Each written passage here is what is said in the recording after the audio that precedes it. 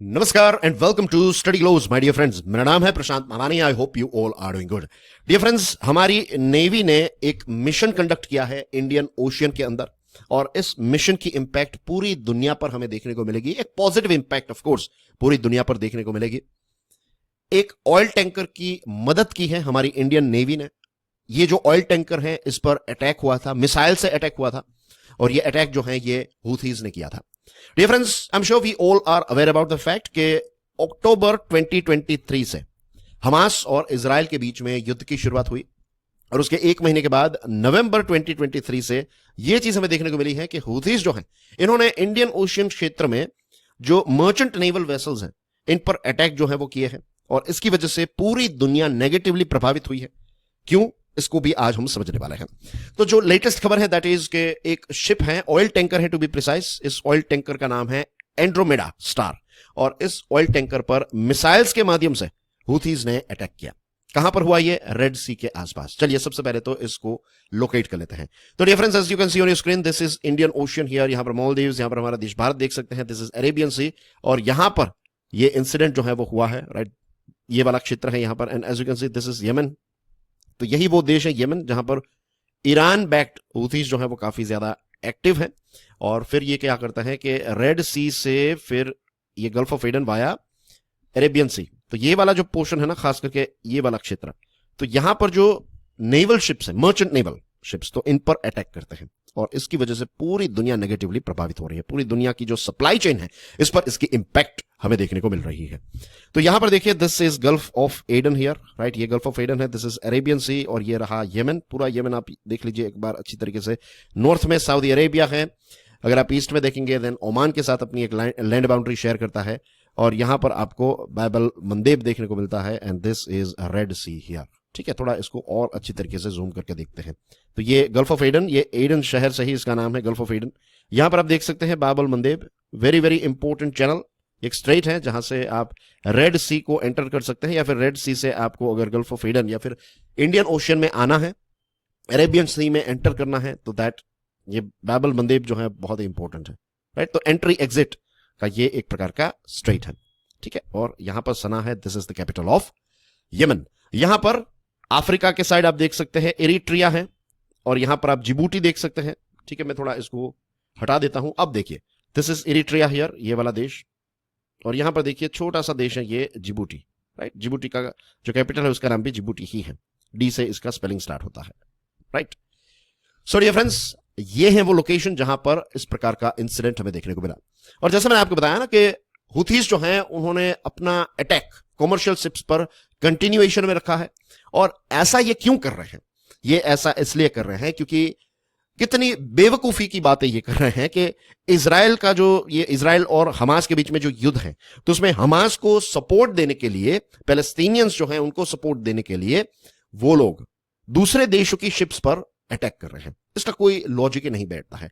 Basically ये कहते हैं कि हम यूएसए को यहां पर टारगेट कर रहे हैं, हमारे दुश्मन देशों को जैसे कि इजराइल जो है उसको टारगेट कर रहे हैं, लेकिन इनके इस प्रकार के अटैक्स की वजह से पूरी दुनिया की सप्लाई चेन जो है वो डिसरप्ट हो जाती है।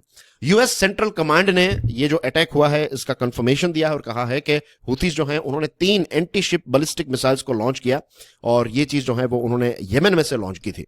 ईरान बैक्ड मिलिटेंट्स जो हैं उन्होंने बार बार ड्रोन्स के माध्यम से, मिसाइल के माध्यम से यहां की जो शिप्स हैं इन पर अटैक किया है। डियर फ्रेंड्स, एक और इंटरेस्टिंग लोकेशन को देख लेते हैं यहां पर, राइट। सो दिस इज बाब अल मंदेब हियर। थोड़ा मैंने जूम करके एक अलग मैप में आपको यहां पर दिखाने की कोशिश है, ताकि ये एरिया जो है ये आपको, इसमें कोई गलती होनी ही नहीं चाहिए। मुझे लगता है कि इस पर्टिकुलर एरिया पर आने वाली एग्जामिनेशन में इजीली आपको क्वेश्चंस जो है वो पूछे जा सकते हैं। एरिट्रिया के बारे में, जिबूटी के बारे में, हॉर्न ऑफ अफ्रीका के बारे में, राइट। ये वाला पोर्शन जो है this is horn of Africa, तो इसके बारे में भी प्रश्न जो है वो पूछे जा सकते हैं। तो मेक श्योर कि आप वक्त निकालकर मैप पर थोड़ा वक्त इन्वेस्ट कीजिए। कैसे करेंगे? ऐसे ही जब भी कोई टॉपिक पढ़े, फॉर एग्जाम्पल यहां पर हम ये जो लेटेस्ट अपडेट देख रहे हैं, तो इसके साथ साथ हम जियोग्राफी की भी पढ़ाई कर रहे हैं। हम ये भी देख रहे हैं कि गल्फ ऑफ एडन कहां पर है, बाब अल मंदेब कहां पर है, रेड सी कहां पर है, अरेबियन सी के साथ इसका क्या कनेक्शन है, एंड थिंग्स लाइक दैट। आजू बाजू में कौन कौन से देश हैं, ये भी सारी चीजें हम देखते जा रहे हैं, राइट। तो ये अटैक्स की वजह से क्या हो रहा है कि यहां पर जो शिप्स हैं, as you know this is Africa, तो ये रेड सी वाला हमने पोर्शन देखा, ये हॉर्न ऑफ अफ्रीका देखा, राइट। ये थोड़ा सिंह जैसा दिखता है इसलिए हॉर्न ऑफ अफ्रीका। तो अब क्या हो रहा है कि जो वास्को डी गामा ने जो रूट लिया था कहां से आए थे वास्को डी गामा? ऐसे आया था ना, केप ऑफ गुड होप, फिर यहां से इंडिया। तो अब बहुत सारे जो शिपर्स है वो क्या कर रहे हैं, वो ये वाला रूट नहीं ले रहे हैं। अगर उनको मेडिटेरेनियन सी जाना है तो रेड सी से होकर, सुएज कैनाल से होकर नहीं जा रहे हैं, वो पूरा ये चक्कर लगा रहे हैं। तो इसमें दो चीज होगी, एक तो है वक्त ज्यादा लगेगा, दूसरी चीज है फ्यूल ज्यादा लगेगा।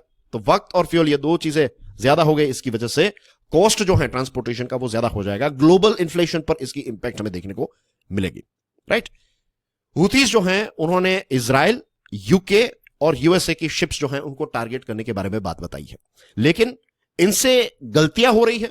अभी जो लेटेस्ट जो शिप है ना, इनको लगा कि ये ब्रिटेन की शिप है, लेकिन ये ब्रिटेन की शिप नहीं है, ये शिप किसी को बेच दी गई है और फिर इन्होंने अटैक किया है।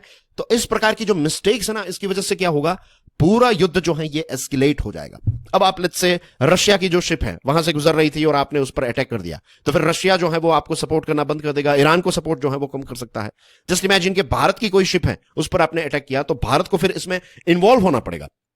तो इस प्रकार की जो हरकतें हैं, ये जो प्रॉक्सी वॉर है, ये जो मिलिटेंट्स हैं, नॉन स्टेट आउटफिट इनको कहा जाता है, राइट, नॉन स्टेट आउटफिट, कि ये कोई सरकार नहीं, कोई देश नहीं है। इस प्रकार के रेबल ग्रुप्स या फिर इस प्रकार के जो मिलिटेंट्स हैं, इनकी गलतियों की वजह से ये इजराइल और हमास के बीच में जो युद्ध चल रहा है, इस क्षेत्र में जो युद्ध चल रहा है, ये एस्केलेट होने के पूरे चांसेस हैं। अब इस शिप के साथ जुड़ी हुई कुछ डिटेल्स हम देख लेते हैं, ताकि हमें पता चल जाएगा कि ये जो एस्केलेशन वाली बात है वो कितनी सॉलिड है।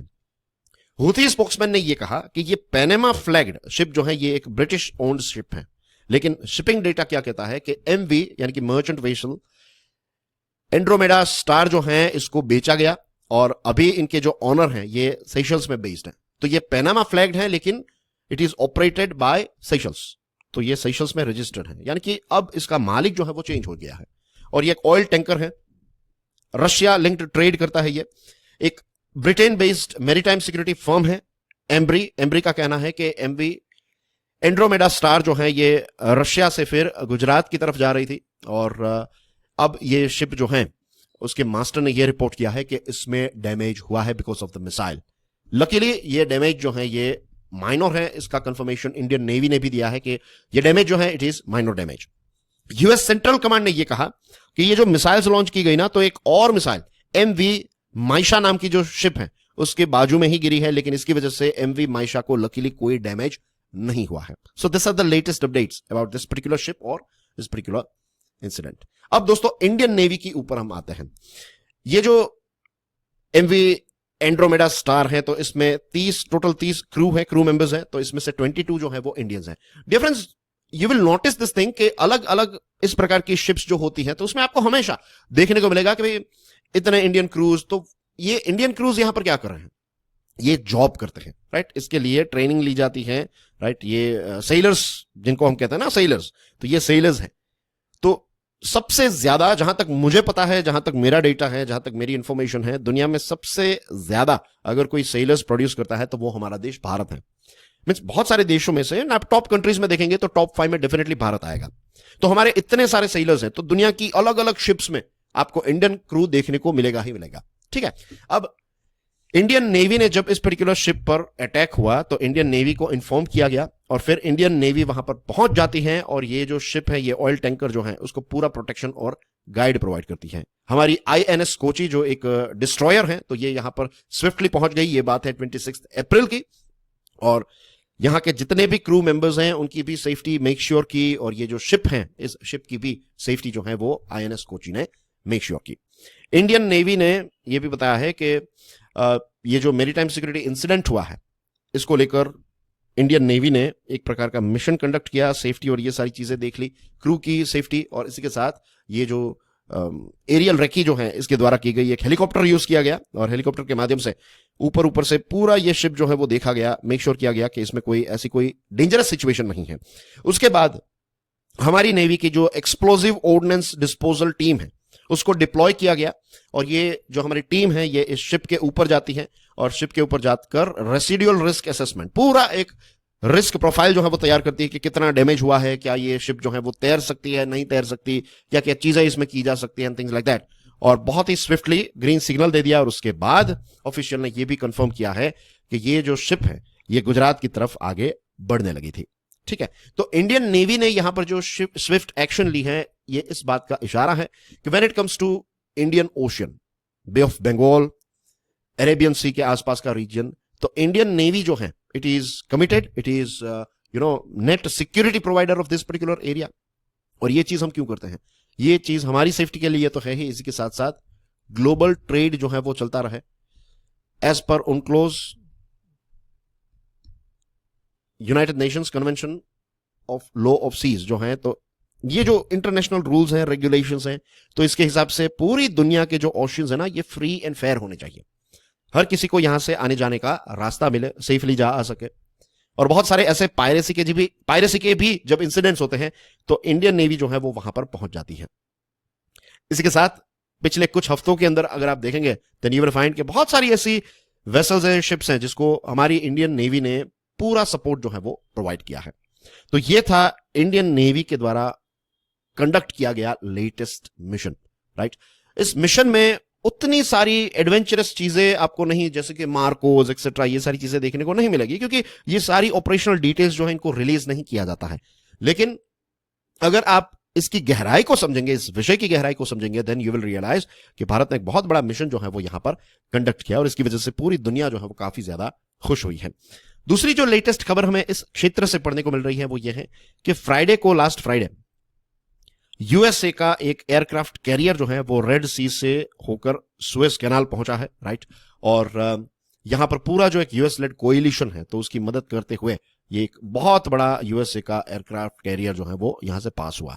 दूसरी तरफ जो हुथीज हैं उन्होंने ये क्लेम किया है कि अमेरिका का MQ-9 ड्रोन जो है ये येमेन का जो साद प्रोविंस है यहां पर एंटर हुआ था और फिर ये हुथीज ने इनको गिरा दिया है, ऐसा दावा हुथीज का है।